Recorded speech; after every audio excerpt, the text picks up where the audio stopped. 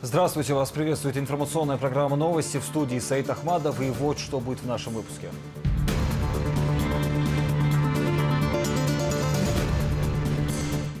«25 лет исполнилось со дня принятия основного закона России. Права и свободы, вытекающие из Конституции России, в нашей стране и в республике наполнены конкретным содержанием. В республике отметили День Конституции.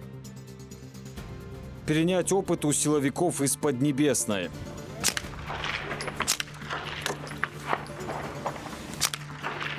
Чеченская делегация ознакомилась с новейшей техникой и вооружением Китая. Работы популярного чеченского художника. Он очень уникальный художник, очень своеобразный художник. Я вообще поражен, что мне очень понравились. Новая эстетика, содержание и манера исполнения. Выставка Чингисхана Хасаева продлится до 12 января.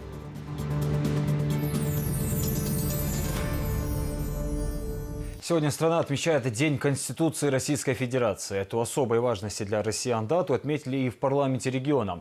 Здесь собрались представители практически всех ветвей власти. Они вспомнили непростое для жителей страны и, в частности, Чеченской Республики, время. На встрече побывала Ясмина Гацаева.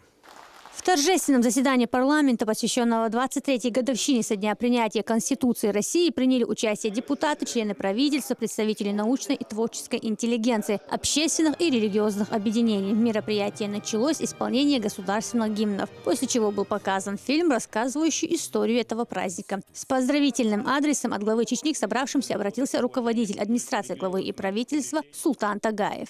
Там, где перестает действовать закон, начинается хаос. Мы знаем это, как никто другой. Разгул банд международных террористов, экстремистов привел наш народ на край гибели. Только человеческий и гражданский подвиг Ахмада Хаджи Кадырова помог республике вернуться в правовое русло и начать путь к возрождению. Проведение референдума 2003 года и принятие Конституции Чеченской Республики положило конец страданиям народа и определило курс на мирное развитие в составе Российской Федерации. Это был поистине переломный момент в истории региона. Основной закон страны дает всем гражданам возможность жить в атмосфере согласия, дружбы народов, уважения к религиозным убеждениям, народным традициям и культуре разных национальностей. У нас сильный и мудрый, волевой, решительный лидер, президент Российской Федерации Владимир Путин, который является гарантом Конституции. Мы должны беречь и приумножать наши достижения и победы во славу нашей общей Родины. Желаем всем мира, добра и счастья. Ждем Конституции Российской Федерации. Глава Чеченской Республики, герой Российской Федерации Рамзан Ахматович Кадыров. Каждый выступающий отмечал, что главный документ страны был принят в тяжелых условиях, так называемый этап ломки советских устоев и рождения нового демократического государства. Конституция дала широкие права и свободу гражданам, гарантировала единство и согласие в обществе. Трудно переоценить роль Конституции в трагической судьбе нашего региона. За какие-то 7 лет с момента ее принятия из-за отсутствия настоящего национального лидера и его команды республика дважды выходила из правового поля, поставив тем самым державу на грань развала, а народ на грань уничтожения. Конституционный порядок был восстановлен волей 2 президентов – Путина и Кадырова. А процесс этот унес сотни тысяч человеческих жизней. Я убежден, что мы должны помнить этот урок и передавать его из поколения в поколение, чтобы в будущем не повторять прошлых ошибок. Права и свободы, вытекающие из Конституции России, в нашей стране и в республике наполнены конкретным содержанием. Они не просто декларированы в Конституции, но и гарантированы Конституционным судом, президентом страны, главой республики. What's Constitution ahdet gwain war here deish beishirshka citizen honder is din marsho وين غلقي مارشو عادتي مارشو آخر ياستي بوش حدا يحكنا يدرج أحمد حاج سيازين بروجكت كونستيتوسيات إلا تدرج استحضار إز سندي الخلق تيشان تيش إتيلي تصير رئيس كونستيتوسيات يوش ريفرندوم ينشينح شوز قيت 100% دحول قاج تسر Олиенш почти Адам и Ельцин резбасок хилидер, а вен конституция элочкан 100%. Каждый сертилация и Ахмад Хаджи некана цоязин конституции, нох чихал, резгилердер, оздин хвагейтнер. Чечня сегодня занимает достойное место в большой многонациональной семье российского народа. И основная заслуга в этом, по словам Джамбулата Умарова, принадлежит первому президенту Ахмату Хаджи Кадырову. Именно благодаря ему и тысячам его соратников удалось отстоять целостность России и навести конституционный порядок в регионе, где процветал международный терроризм. Когда мы говорим, что Ахмат Хаджи это был выдающимся деятелем новейшей истории, сидящий здесь президент Академии наук, мой преподаватель, мне поставит большую двойку, если я не скажу, что вот эта хронология исторического процесса делится от древнего мира и средневековья до новой новейшей истории. Так что, получается, у нас на других этапах были гораздо более великие, заслуженные и более полезные для нашего народа деятели, чем Ахмат Хаджи. Я думаю, это основательный вопрос. Я думаю, что их не было тогда. Если они были, нужно назвать тех, кто остановил Кавказскую, не остановил, а уничтожил, прекратил Кавказскую войну. Мы их с вами не назовем. Мы назовем тех, кто доблестно и мужественно сражались на полях этих войн. Мы помним их, мы чтим их, мы отдаем им дань памяти. Но назовите тех, которые основали целое государство, которые основали республику, которые приняли конституцию, которые разделили эту эпоху отношения с российской, русской властью на три эпохи. Эпоху противостояния, которая закончилась на референдуме 2003 года, эпоху преодоления, которую мы сейчас преодолеваем, и эпоху созидания, которую наметил своим курсом великий Ахмат Хаджи Кадыров, мы не назовем. Поэтому давайте говорить, что Ахмат Хаджи – это был величайший чеченец, величайший деятель всех времен, которые когда-либо были под солнцем, когда-либо за времена существования чеченского народа. День Конституции Российской Федерации причислен к памятным датам. Он не является выходным днем, однако считается одним из самых значимых праздников в стране. Именно 12 декабря 1993 года всенародным голосованием был принят основной закон, который определил дальнейшую судьбу российского народа. Документ с тех пор претерпел множество изменений и поправок, с каждым разом все больше отражая особенности и потребности нового государства. Ясмина Гасаева, Мансур Сааев, Зелимхан Закаев. Новости. Мероприятие, посвященное Дню Конституции, прошло и в Грозненском доме культуры имени Щиты Дисултанова. Здесь собрались деятели культуры, студенты и жители города. Выступавшие вспомнили историю становления Конституции Российской Федерации и отметили роль основного документа в жизни страны. И Конституция,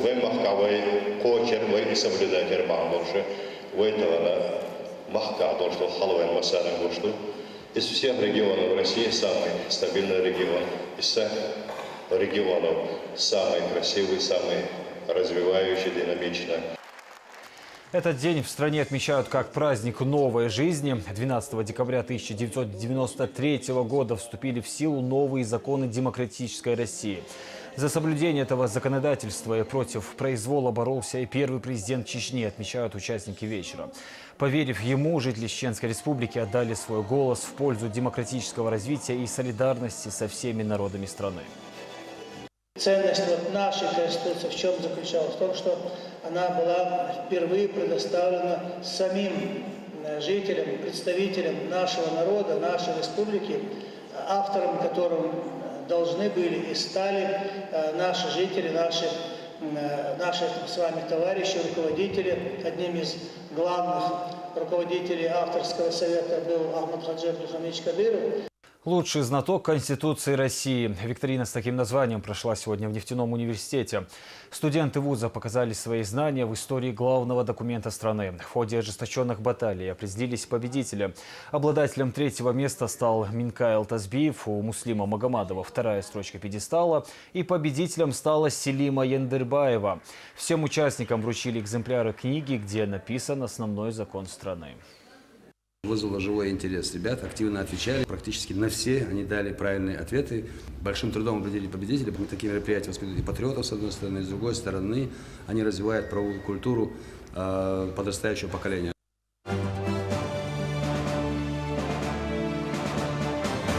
Накануне глава республики побывал в театрально-концертном зале, где проходила репетиция артистов ансамбля песни и танца «Заманхо». Ребята усердно готовятся к своему первому отчетному концерту, который состоится 22 декабря. Концертная программа ансамбля состоит из 22 хореографических, вокальных и театральных номеров, 20 из которых новые. Глава республики внимательно посмотрел все выступления ребят. Рамзан Кадыров пожелал танцорам творческих успехов, а художественным руководителям ансамбля «Заманхо» Ринату и Хеди Цакаевым не сбавлять набранных темпов.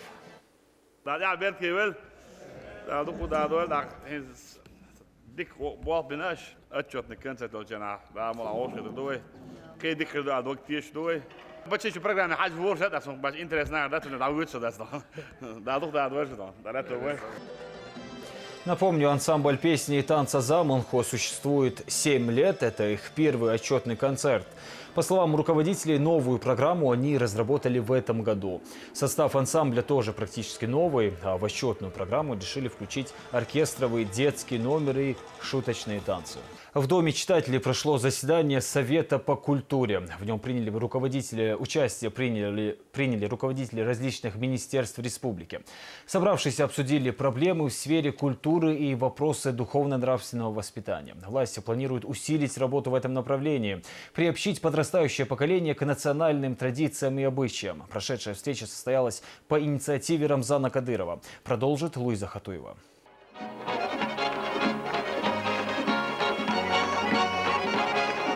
Испокон веков национальная лезгинка олицетворяла красоту и дух народа, его ценности и высокую нравственность. А вот так некоторые ее исполняют сегодня. Ни движение, ни внешний вид танцоров не соответствуют адатам чеченцев. Что же пытаются донести до зрителей эти исполнители?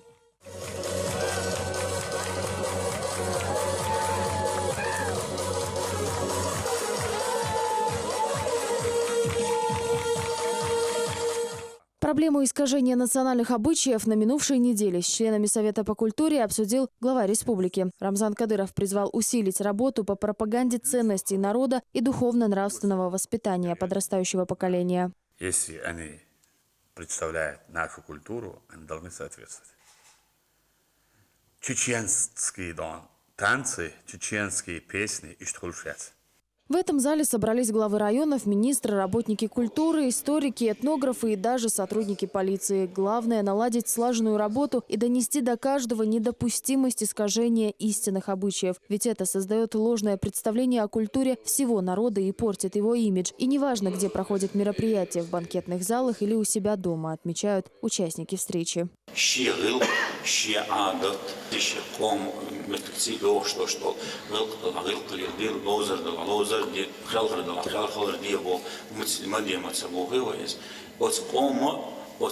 Гылкцы доштеглерди бо, ойтам дисредилнак шюрит этидан болай доштег, знахчерли дильше знахчерлиц дош дом шаш долч меття, шекю юка шекю алла ши даже то что лекарцы и хомшта пускать садар. Руководитель администрации главы и правительства также предложил включить в концепцию культурного развития на 2017 год программу духовно-нравственного воспитания. Здесь же министр культуры рассказал об ошибках, выявленных в работе районных домов культуры.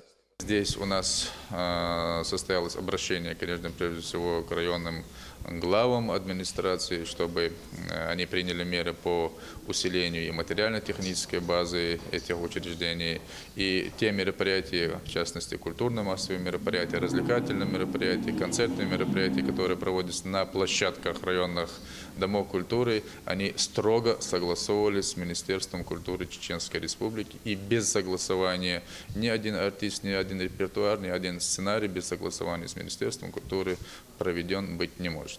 Для регулирования вопросов соблюдения менталитета еще 2 года назад по указу Рамзана Кадырова был создан Совет по культуре. Однако работа непосредственно на праздниках была усложнена тем, что виновники торжества отказывались слушать замечания. Мол, праздник наш и сами решим, как нам быть. Теперь на помощь придут сотрудники полиции. Наряду с деятелями культуры районов, работниками администрации и участковые службы, чтобы усилить контроль со стороны участковых служб и помочь этим комиссиям, деятелям культуры довести до сведения наших молодых людей, что можно, что неправильно, что недопустимо.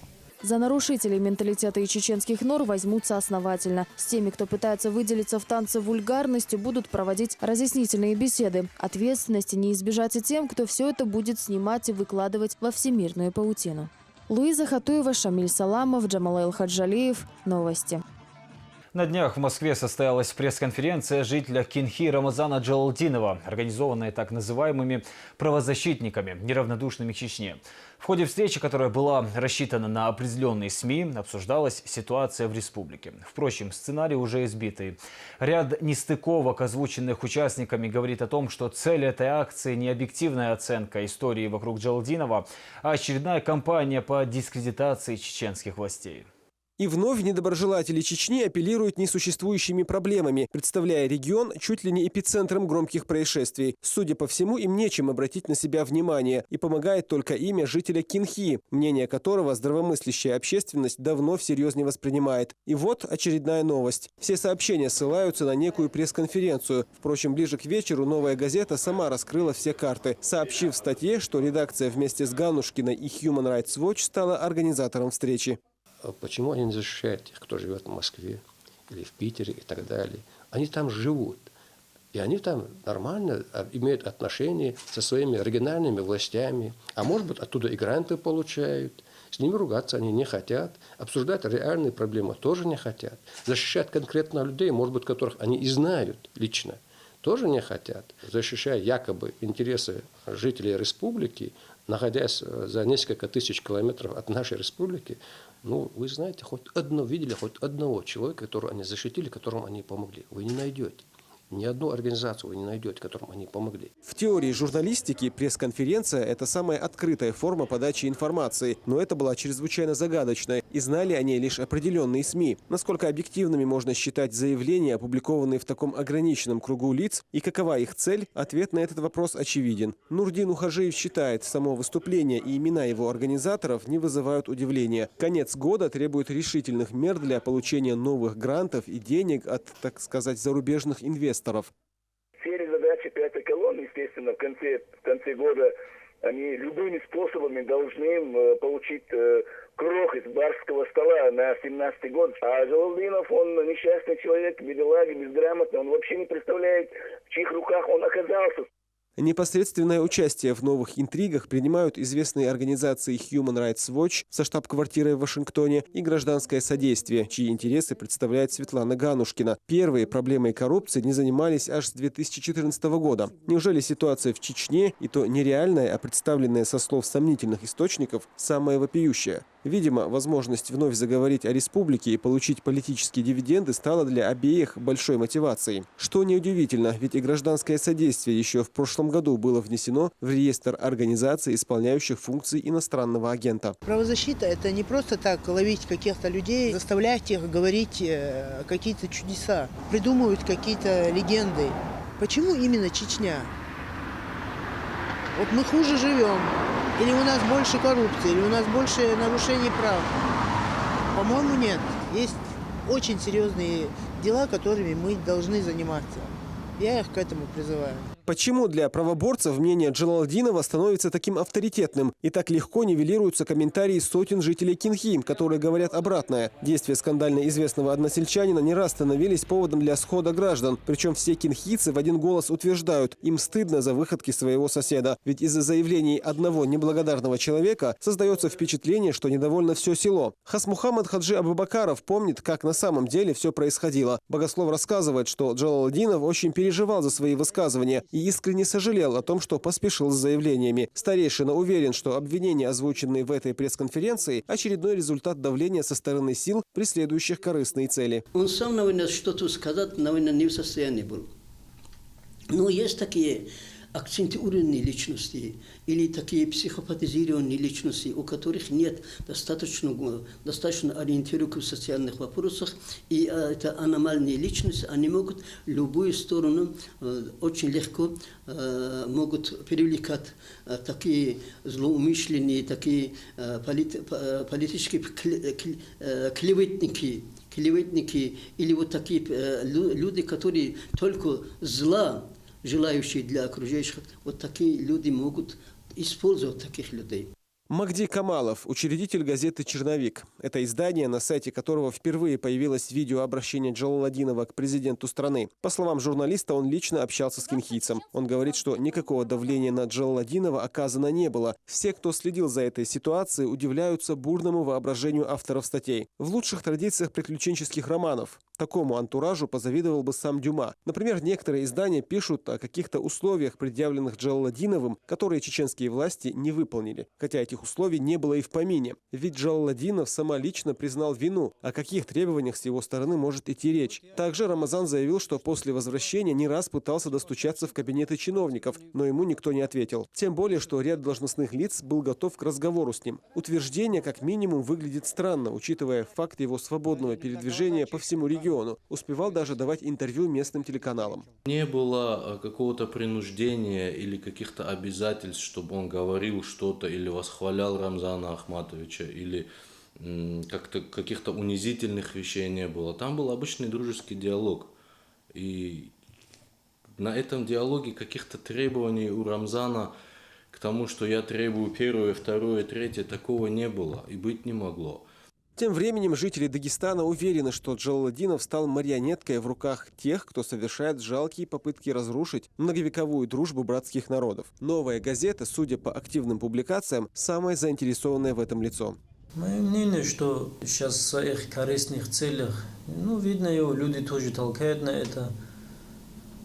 Кто-то на этом зарабатывает себе какие-то баллы, а этот человек, он не понимает этого. И на поводу их вот такие вещи делает.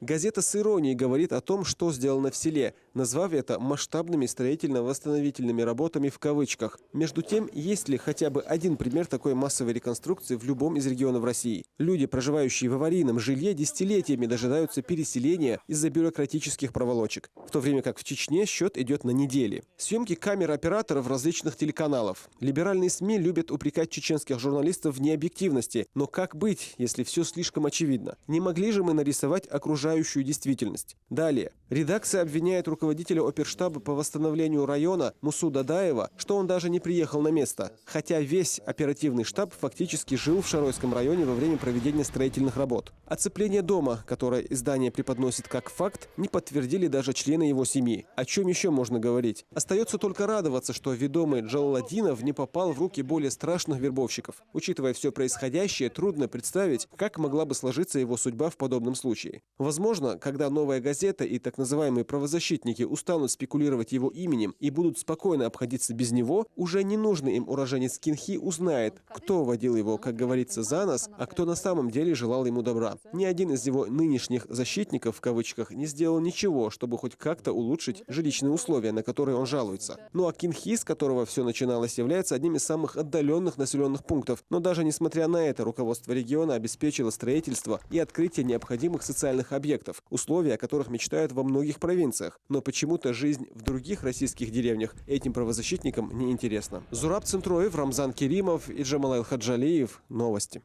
К другим темам. Чеченская делегация на неделе побывала с визитом в Китае. Главная цель – перенять опыт силовиков из Поднебесной в обеспечении безопасности и борьбе с терроризмом. В рамках визита сотрудников спецподразделений из Чечни ознакомили с новейшей техникой и вооружением. Тему продолжит Залина Атаева. Представители Чечни посетили историческую часть города Кашгар. В этом районе проживает 60 тысяч человек. Делегатам показали древние китайские гостиницы, а также крупнейшую мечеть Китая Идках, которая была построена в 15 веке. Расположена в центре города, населенного уйгурами-мусульманами. Вмещает в себя до 4000 молящихся. Впоследствии расширялась и перестраивалась. Далее делегация осмотрела мини-полицейскую станцию. Здесь состоялось построение личного состава.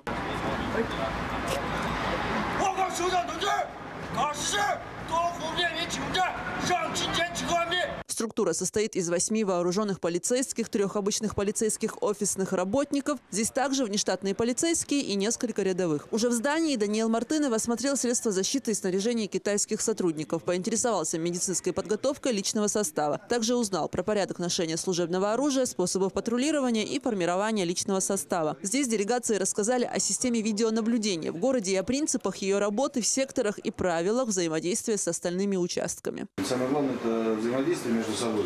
Я так понимаю, что здесь сделано как соты.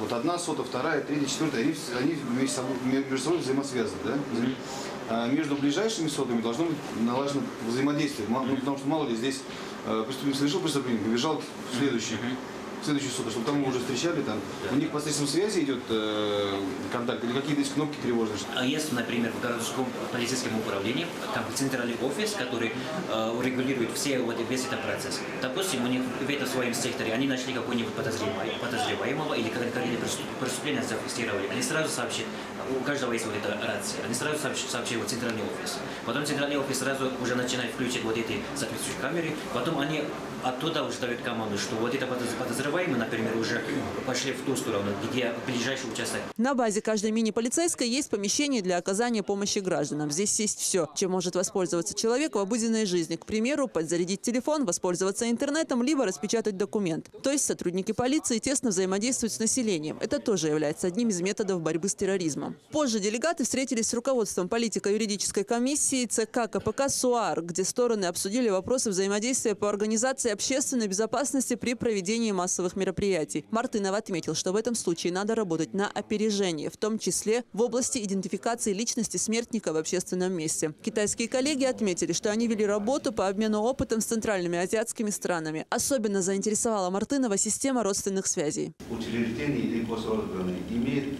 свою постоянную рабочую группу на каком-то поселке. Они сначала хорошо знают то положение, кто бедный, кто там богатый, потом скажет руководство. Руководство выбирает, кто выше, чем выше, тем беднее там выбирает. Например, он сам выбирает очень бедную семью для помощи. Также делегация посетила учебный центр ОМОНа, где тренируются сотрудники подразделений со всего СУАР. Центр был построен 4 года назад. Его общая площадь более 1000 гектаров. Менее чем за 2 месяца здесь проходит обучение 300 человек. У снайперов подготовка длится дольше. Мартынов похвалил альпинистское снаряжение обучаемых, отметив, что уровень подготовки у них достаточно высокий. Также помощник главы Чеченской Республики по силовому блоку рассказал о различных способах десантирования. При такой ситуации у нас есть другой способ. Он очень экстремальный, но он самый лучший. Это когда самолет или вертолет летит на высоте 100 метров над землей. Именно 100 метров. Летит на большой скорости, и оттуда начинают выпрыгивать десантники, спецназовцы. Они пролетают практически все расстояние до земли, когда парашют открывается, и у них купол наполняется буквально за несколько метров до земли. То есть они практически вообще неуязвимы для противника. Для чеченских делегатов продемонстрировали образцы вооружения китайского спецназа, средства для разгона толпы, привод для открывания дверей при штурме, устройство для резки окон. Не остались без внимания и нюансы про проведение тренировочных занятий, использование различных эффектов при штурме здания, а также тюнинг оружия. Среди недостатков Мартынов отметил, что образцы оружия в основном разработаны для праворуких сотрудников спецподразделений. Если бы еще и кнопка выбрасывания магазина была тоже с 2 сторон, было бы тоже хорошо. Допустим, я, к примеру, правша, я выбрасываю там такой стороны, да? А если я левша, вот я лево стреляю, то я просто привык, я вот этим пальцем нажимаю. Здесь удобно, что приклад здесь складывается. Вот это удобно. То есть даже если какая-то спецоперация, нужно подойти незамеченным, можно убрать просто куртку. Позже свои навыки в области тактико-огневой подготовки продемонстрировали китайским коллегам инструкторы Международного учебного центра сил специального назначения. Они входили в состав российской сборной, которая в прошлом году выиграла чемпионат мира среди спецподразделений в Иордании.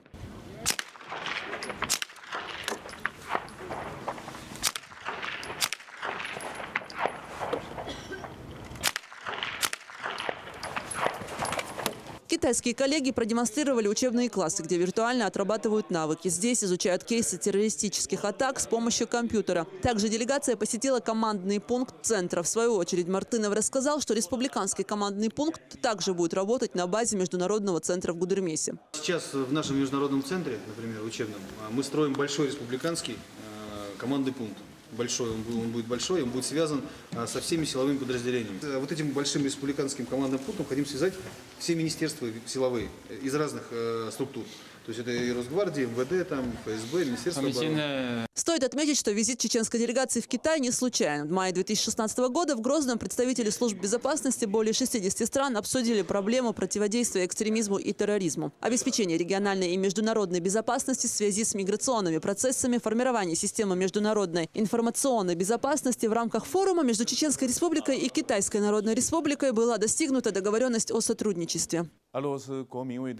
Мы придаем большое значение этому визиту. Из этой встречи я сделал вывод, что делегация из Чечни очень профессиональна и нацелена на практическую работу. Гости серьезно подошли к каждому мероприятию. Мы обменялись опытом, узнали, как строится работа в Чечне в этом направлении. Надеюсь, что и для наших гостей этот визит оказался полезным. Я уверен, что мы в борьбе с терроризмом заложили прекрасную основу сотрудничества. Надеюсь, что наше сотрудничество не ограничится безопасностью и борьбой с терроризмом и будет всесторонним.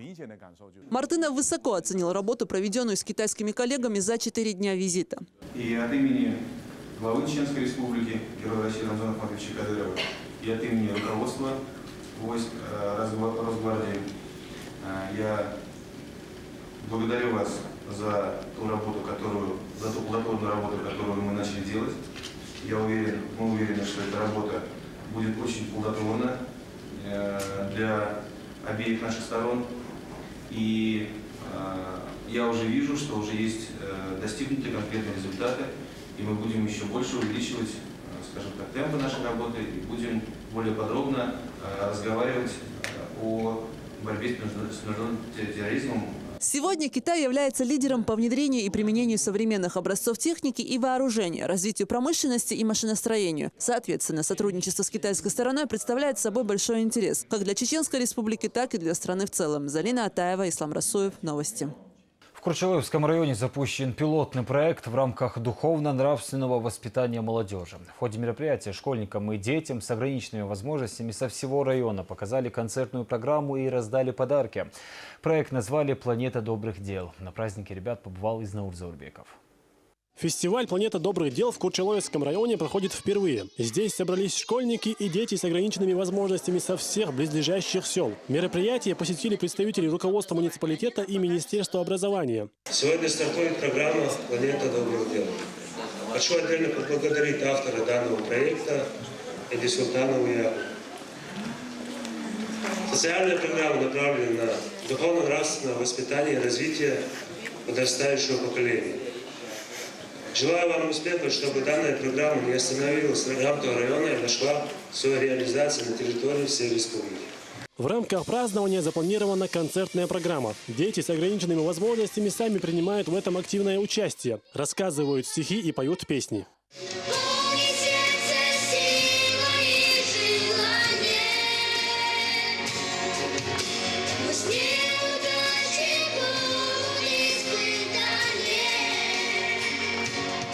Творческие коллективы подготовили концертную программу с любимыми героями детей. Со сцены звучат веселые песни, которым подпевает весь зал.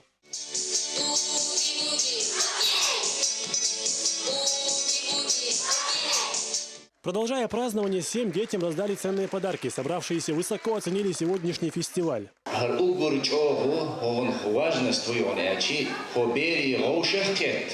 ودنيا نشوف ديك خلر خز خلر كيد خلر مرز خلر غوشي أدم بيش خلر غوشي داخر ويخ بيزن خلر أتصل جيتر دق ميخل جيتر شدره وشادرش الفيستيوال продолж демегер юрушью هر يحك عن بولوشью ويمخ كان اليوشью.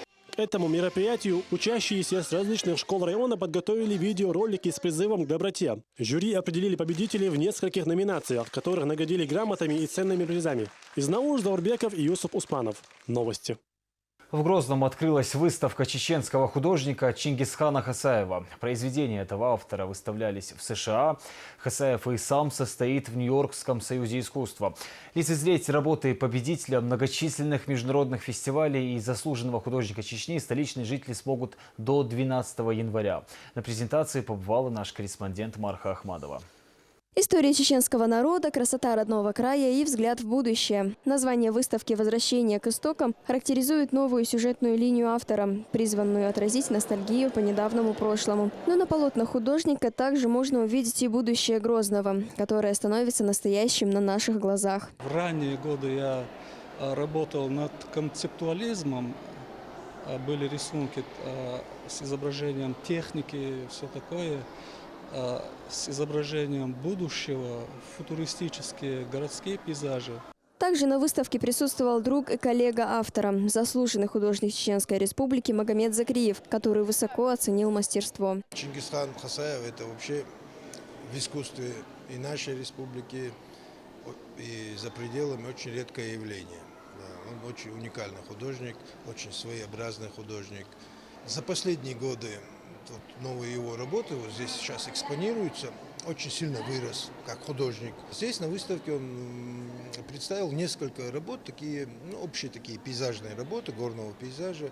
И просто и этот жанр ему удается с успехом. Я вообще поражен, что мне очень понравились вот 2 зимних пейзажа у него здесь. Посетители выставки могут познакомиться с экспозицией из 35 живописных картин, некоторые из которых впервые представлены зрителю. Оценить творчество пришли не только ценители искусства и коллеги по цеху, но и школьники. Сегодня с классом мы посетили выставку картин Чингисхана Хасаева. Мне очень понравилась эта картина, потому что на ней изображен красивый пейзаж. Девушка в платке очень подходит к нашему менталитету. Работы, украсившие холл этого зала, результат не одного года труда. После торжественного открытия и перерезания красной ленты Чингисхан Хасаев рассказал присутствующим о каждой своей картине. Жители и гости города могут посетить выставку до 12 января. Мака Татаева, Марха Ахмадова, Муслим Типаев и Юсуп Успанов. Новости. Чемпион Европы Адам Малигов вернулся на родину. Тяжелоатлета в аэропорту Грозного встретили друзья и родственники. Напомню, Малигов выступал на первенстве Старого Света среди молодежи по тяжелой атлетике. Соревнования проходили с 4 по 10 декабря в городе Эйлат в Израиле. Еще до начала состязаний чеченский спортсмен считался явным фаворитом. В рывке штангист поднял 170 килограммов, а в толчке в последнем подходе зафиксировал 207 килограммов. Итоговая сумма 377 килограммов и уверенная золотая медаль чемпиона Европы. Я рад был тому, что я не подвел нам высокое доверие главы Чеченской Республики Рамзана Кадырова. Вот. Он нам очень помог мне с этой подготовкой. Мы готовились, конечно, завоевать первое место, а также прям были уверены. Нет, на 100% нет, там все могло случиться. Это спорт как бы. В 2013 году чеченский тяжелоатлет уже становился чемпионом Европы среди юниоров. Победа Адама Малигова и на первенстве этого года не стала сюрпризом, поделился встречавший чемпиона другой именитый атлет Аптия Ухадов. Я знал, что он выиграет. Конкуренты у него тоже были, там 94-1 из России был Рощупкин Константин, и он с ним оспаривал это место, но Адам был сильнее, мы это знали. Я знаю, как он готовится, как относится к подготовке, поэтому он молодец, справился. 6 подходов – это лучший результат. Он все подходы использовал, был запас. Если надо было бы, можно было бы и больше подойти и поднимать. Готовность была хорошая. Мог поднять больше, сколько надо, столько и подняли для победы. Чемпионат Европы – это не маленькие соревнования. Каждый год надо выигрывать и обязательно. Так что будем стараться дальше работать. Несмотря на то, что он является одним из сильнейших тяжелоатлетов мировой тяжелой атлетики в этой весовой категории 94 килограмм, тем не менее каждая победа стоит больших усилий и тренерских, и самого спортсмена. Несмотря что наши спортсмены не попали на Олимпийские игры по известным причинам, глава республики поощрил всех 6 претендентов хорошими подарками. Нам сейчас нужно было доказать еще раз, что наши спортсмены Чеченской Республики, которые представляют сборную России, одни из сильнейших. Спасибо тренерскому коллективу, спасибо, конечно, главе республики, который уделяет внимание нашим спортсменам. Впереди у Адама Малигова несколько дней отдыха, после чего очередные сборы. Со следующего года тяжелоатлет будет выступать уже по-взрослым. С новоявленным чемпионом Европы пообщался и министр спорта Чечни. Хасмагомед Хизриев поздравил спортсмена и пожелал удачи в дальнейшей карьере.